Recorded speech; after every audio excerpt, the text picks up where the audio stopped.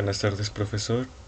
Le vamos a exponer el capítulo 9 de la materia redes de computadoras. Este capítulo se trata de las NAT para IPv4. Nuestro equipo está conformado por Diana Michelle López Silva, Alejandro Peralta Flores y su servidor Cristian Iván López Meneses. Así pasamos al primer punto, que sería el 9.1.1.1, espacio de direcciones IPv4 privadas. Las redes suelen implementarse mediante el uso de direcciones IPv4 privadas, según se definen en RFC 1918. Como podemos ver en la figura 1, se muestra el rango de direcciones incluidas en RFC 1918. Es muy probable que la computadora que utiliza para ver este curso tenga asignada una dirección privada. Estas direcciones privadas se utilizan dentro de una organización o un sitio para permitir que los dispositivos se comuniquen localmente. Y ahora, como se muestra en la figura 2, NAT proporciona la traducción de direcciones privadas a direcciones públicas, ya que esto permite que un dispositivo con una dirección IPv4 privada acceda a recursos fuera de su red privada, como los que se encuentran en Internet. La combinación de NAT con las direcciones IPv4 privadas resultó ser un método útil para preservar las direcciones IPv4 públicas. Así pasamos al siguiente punto, que sería el 9.1.2, que es NAT. NAT tiene muchos usos, pero al principio es conservar las direcciones IPv4 públicas. Esto se logra al permitir que las redes utilicen direcciones IPv4 privadas internamente, y al proporcionar la traducción a una dirección pública solo cuando sea necesario. Los routers con NAT habilitada se pueden configurar con una o más direcciones IPv4 públicas válidas. Estas direcciones públicas se conocen como conjunto de NAT. Cuando un dispositivo interno envía tráfico fuera de la red, el router con NAT habilitada traduce la dirección IPv4 interna del dispositivo a una dirección pública del conjunto de NAT. En general, los routers NAT funcionan en las fronteras de una red de rutas internas. Una red de rutas internas es aquella que tiene una única conexión a su red vecina, una entrada hacia la red y una salida desde ella. Pasamos al siguiente punto, que sería el 9.1.1.3, terminología de NAT. Según la terminología de NAT, la red interna es el conjunto de redes sujetas a traducción. La red externa se refiere a todas las otras redes. Al utilizar la NAT, las direcciones IPv4 se asignan de distintos modos, según si están en la red privada o en la red pública, que es Internet, o si el tráfico es entrante o saliente. NAT incluye 4 tipos de direcciones. El primero es dirección local interna, la segunda dirección global interna, la tercera es dirección local externa y la cuarta es dirección global externa. Aquí, como podemos observar en la ilustración, la PC1 tiene la dirección local interna de 192.168.10.10 desde la perspectiva de la PC1. El servidor web tiene la dirección externa 209.165.201.1. Cuando se envían los paquetes de la PC1 a la dirección global del servidor web, la dirección local interna de la PC1 se traduce a 209.168.200.226, que sería la dirección global interna. En general, la dirección del dispositivo externo no se traduce, ya que suele ser una dirección IPv4 pública. Observando, la PC1 tiene distintas direcciones locales y globales, mientras que el servidor web tiene la misma dirección IPv4 pública en ambos casos. Desde la perspectiva del servidor web, el tráfico que se origina de la PC1 parece provenir del 209.168.200.226, que es la dirección global interna. El router NAT sería el R2, es el punto de demarcación entre las redes internas y externas, así como entre las direcciones locales y globales. Así pasamos al siguiente punto, que sería el 9.1.1.4, terminología de NAT. Con los términos internos y externos se cambian con los términos globales y locales para hacer referente a las direcciones específicas. Aquí, como podemos ver en la ilustración, el router R2 se configuró para proporcionar NAT.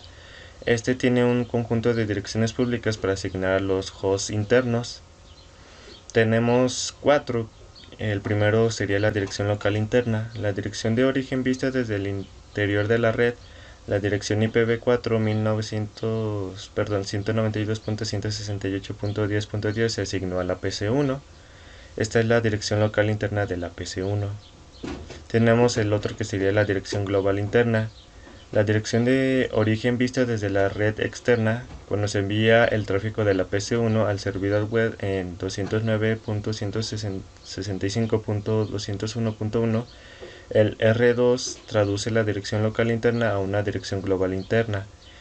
En este caso, el R2 cambia la dirección IPv4 de origen de 192.168.10.10 a 209.165.200.226, de acuerdo con la terminología de NAT. La dirección local interna, que es la 192.168.10.10, se traduce a la dirección global interna 209.165.200.226. Tenemos la siguiente, que sería la dirección global externa. La dirección del destino vista desde la red externa es una dirección IPv4 enrutable globalmente y asignada a un host en Internet. Dirección local externa. La dirección del destino vista desde la red interna. En general se muestra cómo se dirige el tráfico que se envía desde una computadora interna hacia un servidor web externo a través del router con NAT habilitada. También se muestra cómo se dirige y se traduce inicialmente el tráfico de retorno. Así pasamos al siguiente punto, que sería el 9.1.1.5, cómo funciona NAT. En este ejemplo, la PC1 con la dirección privada 192.168.10.10 desea comunicarse con un servidor web externo con la dirección pública 209.165.201.1. La PC1 envía un paquete dirigido al servidor web. El R1 reenvía el paquete al R2. Cuando el paquete llega al R2, el router con NAT habilitada para la red, el R2 lee la dirección IPv4 de origen del paquete para determinar si éste cumple con los criterios especificados para la traducción. En este caso, la dirección IPv4 de origen cumple con los criterios y se traduce de 192.168.10.10, que sería la dirección local interna, a 209.165.200.226, que sería la dirección global interna. El R2 agrega esta asignación de dirección local global a la tabla de NAT. El R2 envía el paquete con la dirección de origen traducida hacia el destino. El servidor web responde con un paquete dirigido a la dirección global interna de la PC1. El R2 recibe el paquete con la dirección de destino 209.165.200.226. El R2 revisa la tabla de NAT y encuentra una entrada para esta asignación. El R2 usa esta información y traduce la dirección global interna a la dirección local interna y el paquete se envía a la PC1. Así pasamos al siguiente punto, que sería el 9.1.2.1 NAT estática.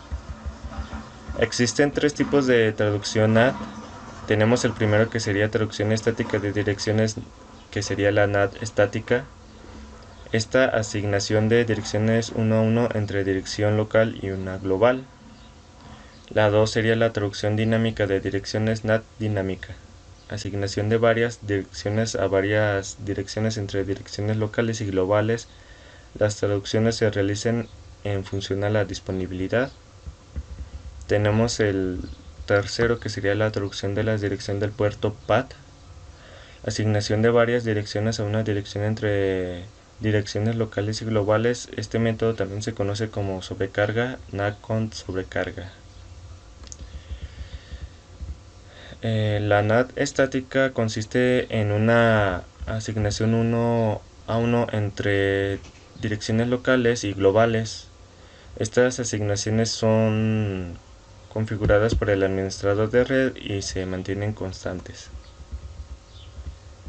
Aquí, como podemos observar en la ilustración, el R2 se configuró con las asignaciones estáticas para las direcciones locales internas del SBR1, la PC2 y la PC3. Cuando estos dispositivos envían tráfico a Internet, sus direcciones locales internas se traducen a las direcciones globales internas configuradas para las redes externas. Estos dispositivos tienen direcciones IPv4 públicas, y la NAT estática resulta útil en especial para los servidores web o los dispositivos que deben tener una dirección constante que sea accesible tanto desde internet como desde servidor web a una empresa. Así pasamos al siguiente punto, que sería el 9.1.2.2 NAT dinámica. La NAT dinámica utiliza un conjunto de direcciones públicas y las asigna según el orden de llegada. Cuando un dispositivo interno solicita el acceso a una red externa, la NAT dinámica asigna una dirección IPv4 pública disponible del conjunto. Como podemos ver aquí en la ilustración, la PC3 accede a Internet mediante la primera dirección disponible del conjunto de NAT dinámica. Las demás direcciones siguen disponibles para utilizarlas. Al igual que la NAT estática, la NAT dinámica requiere que haya suficientes direcciones públicas disponibles para satisfacer la cantidad total de sesiones de usuarios simultáneamente. Así pasamos al siguiente punto, que sería el 9.1.2.3, traducción de las direcciones del puerto PAT. Las traducciones de las direcciones del puerto PAT, también conocidas como NAT con sobrecarga, asigna varias direcciones IPv4 privadas a una única dirección IPv4, públicas o algunas direcciones. Esto es lo que hace la mayoría de los routers domiciliarios. El ISP le asigna una dirección al router, pero varios miembros de la familia pueden acceder a Internet simultáneamente. Esta es la forma más común de NAT con PAT. Se pueden asignar varias direcciones a una o más direcciones, debido a que cada una dirección privada también se rastrea con un número de puertos. Como se puede observar en esta pequeña animación, se muestra el proceso de PAT. PAT agrega números de puertos de origen únicos a la dirección global interna para distinguir las traducciones. A medida que el R2 procesa cada paquete, utiliza el número de puertos 1331 y 1555 en este ejemplo. Para identificar el dispositivo en el que se originó el paquete, las direcciones de origen, esa es la dirección local interna de la que se agregó el número de puertos TCP/IP asignado. La dirección de destino, la dirección local externa a la que se agregó el número de puertos de servicio. Pues en este ejemplo el puerto de servicio es 80, que es HTTP. Para la dirección de origen, el R2 traduce la dirección local interna a una dirección global interna con el número de puertos agregados. La dirección de destino no se modifica, pero ahora se le denomina la dirección IPv4 global externa. Cuando el servidor web responde, se invierte la ruta. Así pasamos al siguiente punto, que sería el 9.1.2.4, siguiente puerto disponible. En este ejemplo, PAT asignó el siguiente puerto disponible, el 1445 a la segunda dirección host, los hosts eligieron el mismo número de puertos, 1444. Esto resulta aceptable para la dirección interna porque los hosts tienen direcciones IPv4 privadas únicas. Sin embargo, en el router NAT se deben cambiar los números de puertos, de lo contrario los paquetes de dos hosts, distintos saldrían del R2 con la misma dirección de origen, ya que en este ejemplo se supone que los primeros 420 puertos en el intervalo 1024, 65, 535 ya se encuentran en uso, por lo que se utiliza el siguiente número de puerto disponible, que sería el 1445. Así pasamos al siguiente punto, que sería el 9.1.2.5, comparación entre NAT y PAT. Aquí, como se muestra en la ilustración, NAT traduce direcciones IPv4 en una relación de 1 a 1 entre direcciones IPv4 privadas y direcciones IPv4 públicas. Sin embargo, PAT modifica la dirección y el número de puertos.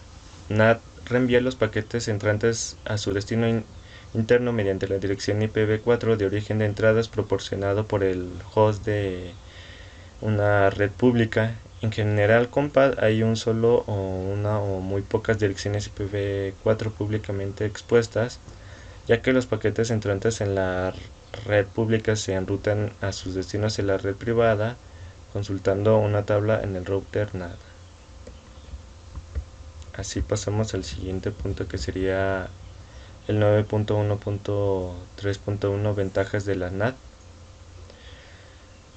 NAT ofrece varios beneficios, incluidos los siguientes. Como podemos observar, NAT conserva el esquema de direcciones legalmente registrado al permitir la privatización de las intranets. NAT conserva las direcciones mediante la multiplexación de aplicaciones en el nivel de puerto. Con la NAT con sobrecarga, los hosts internos pueden compartir una única dirección IPv4 pública para todas las comunicaciones externas. NAT aumenta la flexibilidad de las conexiones a la red pública. Se pueden implementar varios conjuntos y conjuntos de respaldo y de equilibrio de carga para asegurar conexiones de red pública confiables. NAT proporciona coherencia en los esquemas de direcciones de red interna para cambiar el esquema de direcciones IPv4 públicas en una red que no utiliza direcciones IPv4 privadas ni NAT. Se requiere redireccionar todos los hosts en la red existente. Los costos de redireccionamiento de hosts pueden ser considerables. Y el último tenemos que NAT oculta las direcciones IPv4 de usuarios, como utiliza direcciones IPv4 RFC 1918. NAT proporciona el efecto colateral de ocultar las direcciones IPv4 de los usuarios y de otros dispositivos. Bueno, esto ha sido todo por mi parte. Muchas gracias. Desventajas de la NAT. Entre las desventajas que encontramos es que se deteriora el rendimiento, se deteriora la funcionalidad de extremo a extremo, se reduce el seguimiento IP de extremo a extremo, el tunneling se torna más complicado, el inicio de las conexiones TCP pueden interrumpirse. Configurar NAT estática. Existen dos pasos básicos para configurar las traducciones NAT estáticas. El primer paso es crear una asignación entre la dirección local interna y las direcciones globales internas. Esto es la dirección local interna y la dirección global interna con la traducción NAT estática. Paso 2. Una vez configurada la asignación, las interfaces que participan en la traducción, como la interna o la externa, con respecto a la NAT. Análisis de NAT estática. Bueno, generalmente las traducciones estáticas se utilizan cuando los clientes en una red necesitan llegar a servidores en la red interna. El cliente desea establecer una conexión al servidor y además enviar un paquete al servidor web con la dirección IP versión 4 pública con destino, en este ejemplo, con destino de 209.175.201.5. El primer paquete que llega a recibir el cliente en su interfaz NAT externa ocasiona que el router 2 pueda revisar la tabla de NAT y a su vez Este encuentra la dirección IPv4 de destino en la tabla de NAT y la traduce. El router 2 reemplaza la dirección global interna por una dirección local interna. Después de eso, el router 2 reenvía el paquete hacia el servidor web y el servidor web recibe el paquete y responde al cliente con la dirección local interna 192.168.10.254. El router 2 recibe el paquete del servidor web en su interfaz NAT interna con la dirección de origen de la dirección local interna del servidor web. Después, el router 2 buscará una traducción para la dirección local interna en la tabla de NAT. La dirección se encontrará en la tabla y el R2 traducirá la dirección de origen y la convierte en la dirección global interna. Reenviará el paquete en dirección del cliente. El cliente recibirá el paquete y continuará con la conversación. El router NAT llevará a cabo los pasos 2 y 5 para cada paquete. Verificación de NAT estática. El comando show IPNAT translations ayuda a verificar el funcionamiento de NAT. Y para poder verificar que la traducción de NAT funcione, es conveniente que borremos las estadísticas de todas las traducciones anteriores con el comando clear IPNAT statics antes de realizar la prueba. Funcionamiento de NAT dinámica. La NAT dinámica permite la asignación automática de direcciones locales internas a direcciones globales internas. Generalmente estas direcciones globales internas son direcciones IPv4 públicas. La NAT dinámica utiliza un grupo de direcciones IPv4 públicas para la traducción. También nos ayuda, la NAT dinámica requiere que se configuren las interfaces interna y externa que participan en la NAT, pero hay veces que mientras que la NAT estática crea una asignación permanente a una única dirección, la NAT dinámica utiliza un conjunto de direcciones. Configuración de NAT dinámica. Bueno, los pasos a seguir es, el paso 1 es definir un conjunto de direcciones globales que se deben usar para la traducción. Paso 2. Configurar una lista de acceso estándar que permita las direcciones que se deban de traducir. Paso 3. Especificar la lista de acceso y el grupo que se definieron en los pasos anteriores para poder establecer la traducción dinámica de origen. Paso 4. Identificar lo que es la interfaz interna y el paso 5. Identificar la interfaz externa. Análisis de NAT dinámica.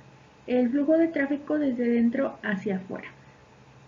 Número 1. El host con las direcciones IPv4 de origen 192.168.10.10, que es de la PC1, y el 192.168.11.10, que es de la PC2, envían paquetes para solicitar la conexión al servidor en la dirección IPv4 pública, que es la 209.165.200.254.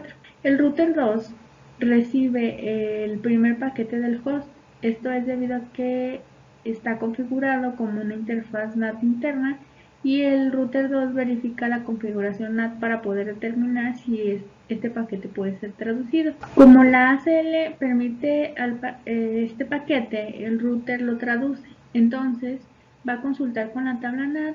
Debido a que no hay entrada de traducción para esta dirección IPv4, entonces el router 2 determina que la dirección de origen 192.168.10.10 se debe traducir de manera dinámica. El router 2 seleccionará una dirección global disponible del conjunto de direcciones dinámicas y creará una nueva entrada de traducción. Después de eso, la dirección IPv4 de origen inicial 192.168.10.10 es la dirección local interna y la dirección traducida es la dirección global interna 209.165.200.226 en lo que es la tabla de NAT. Como paso 3, el router 2 reemplazará la dirección de origen local interna de la PC1 por la dirección global interna traducida y reenviará el paquete. Este mismo proceso se llevará a cabo con el paquete de la PC2 con la dirección traducida para la computadora 209.165.200.227.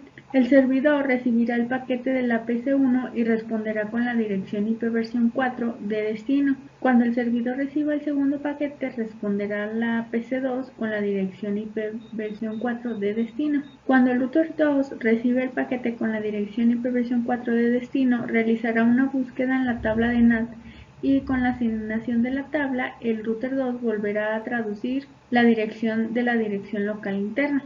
Después, este reenviará el paquete hacia la PC1.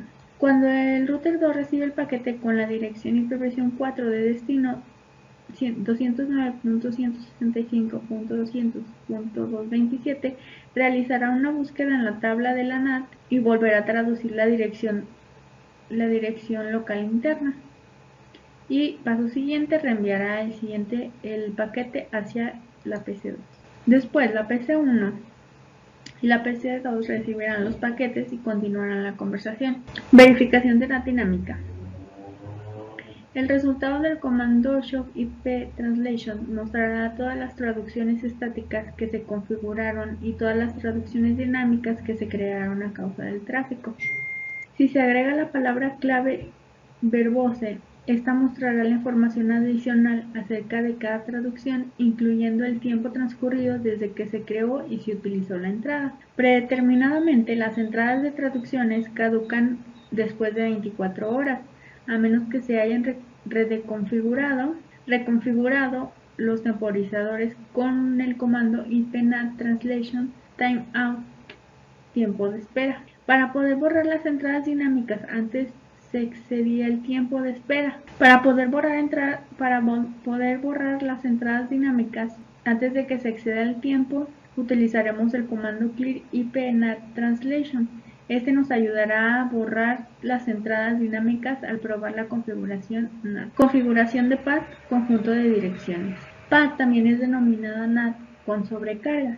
Esta conserva las direcciones del conjunto de direcciones globales internas al permitir que los routers usen la dirección global interna para muchas direcciones locales internas.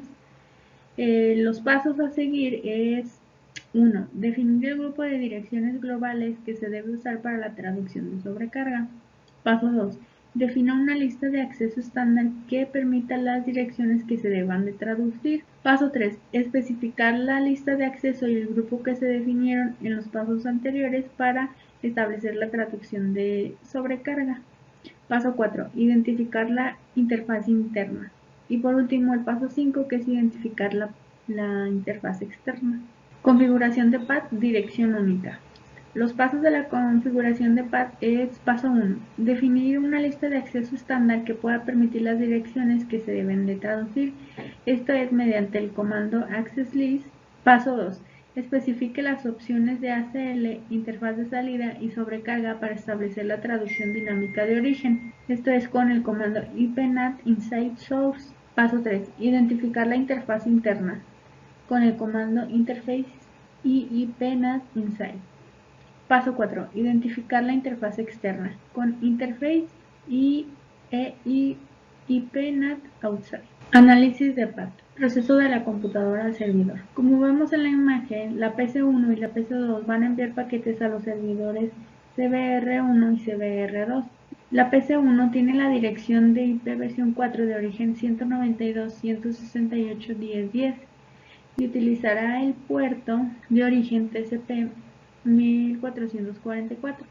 La PC2 tiene la dirección IP versión 4 de origen 192.168.10.11 y se le asigna el mismo puerto de origen 1444. 2. El paquete de PC1 llegará primero al router 2 y mediante path el router 2 modificará la dirección IP versión 4 de origen a 209.165.200.225, que es la dirección global interna. 3. Después el paquete llega de la PC2 al router 2.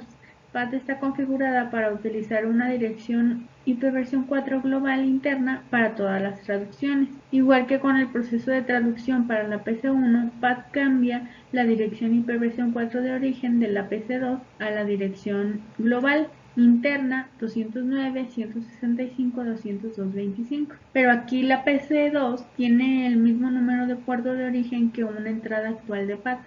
La traducción para la PC1, PAD aumentará el número de puertos de origen hasta que sea un valor único en su tabla. Aquí en este ejemplo, la entrada del puerto de origen en la tabla de NAT y el paquete de la PC2 reciben el número 1445. En la PC1 y en la PC2 usan la misma dirección traducida. La dirección global interna 209.165.202.25 y el mismo número de puertos de origen 1444. El número de puerto modificado para la PC2 será el 1445 y esta hace una entrada de la tabla de NAT que sea única. Para terminar con la presentación tenemos el 9.2.3.4 que es verificación de una PAD. Para verificar una PAD se utilizan los mismos comandos que para verificación de una NAT, en estas cuales son show IP NAT translation, la cual nos enseña las traducciones de dos hosts a distintos servidores web. Por ejemplo, puede ser en los que están en color naranja. Y en esta imagen usamos el show IP NAT statics para verificar la NAT pool 2 que haya sido asignada una dirección para ambas traducciones, en el cual se puede ver en color naranja que usamos el NAT pool 2 y nos pone el número IP que es con el que empezó.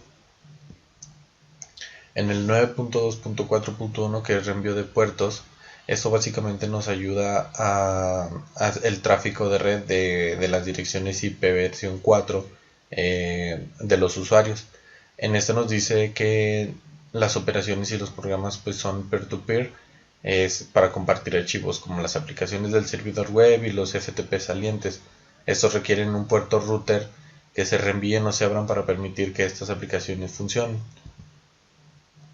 Y aquí se muestra que un propietario de una pequeña empresa llega a utilizar el servidor del punto de venta para hacer un seguimiento de ventas y los inventarios de la tienda. En el 9.2.4.2 podemos ver un ejemplo de router inalámbrico.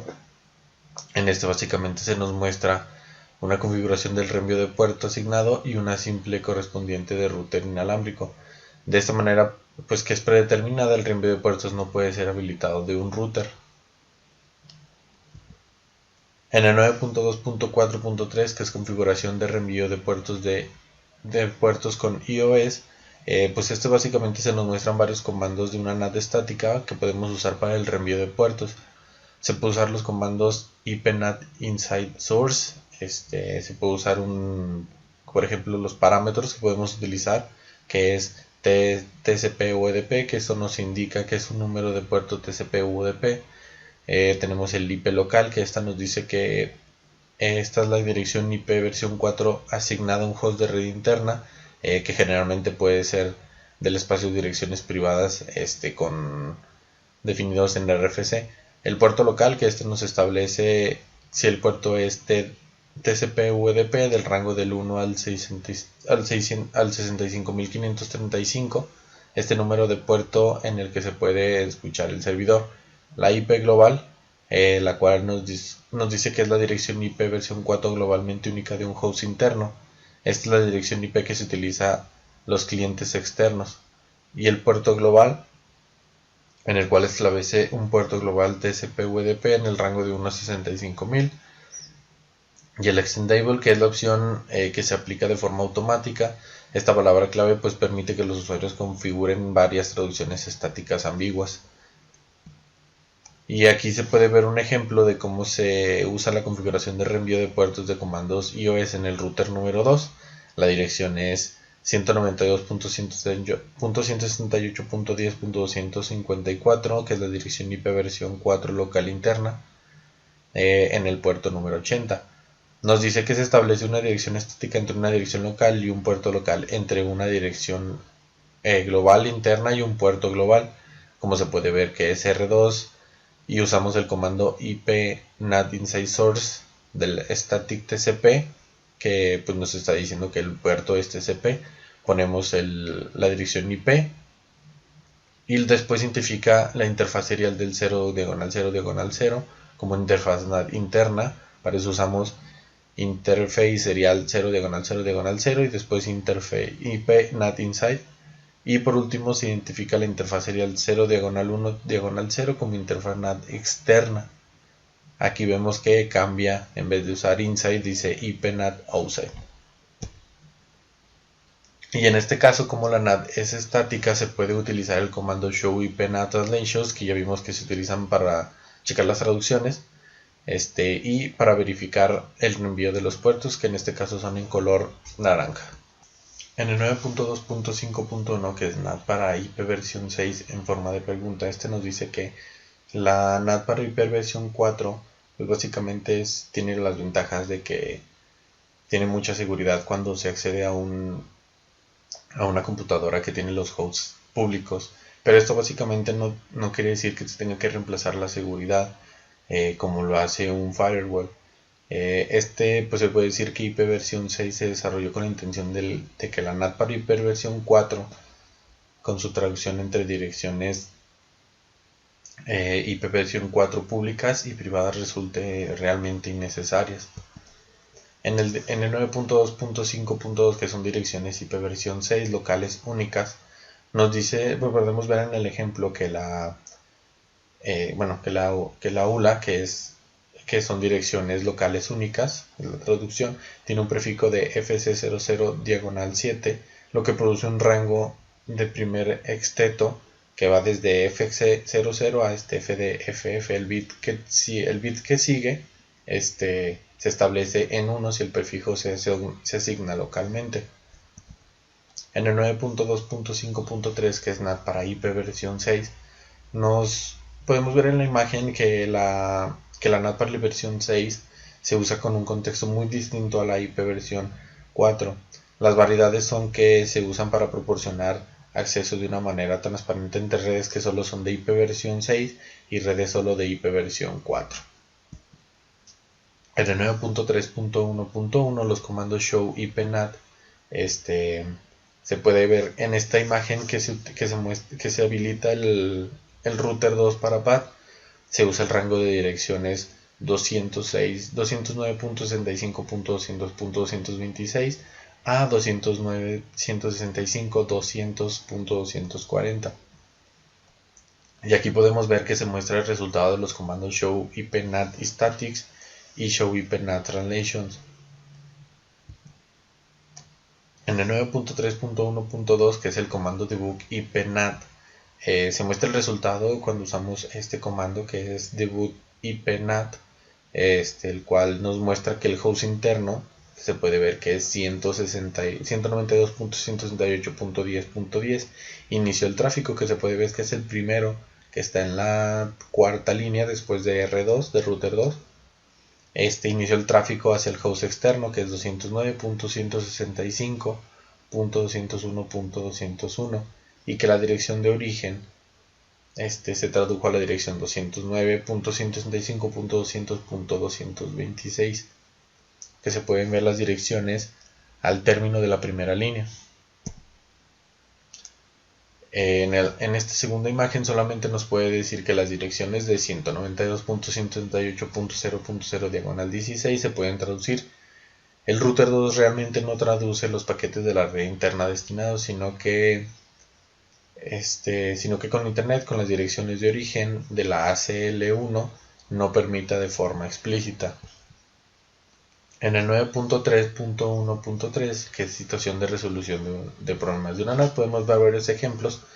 En este primer ejemplo se dice que nos muestra que los hosts de la LAN 192.168.0.0/16, la PC1 y la PC2 no pueden hacer ping a los servidores extremos de la red externa, que son el servidor 1 y el servidor 2.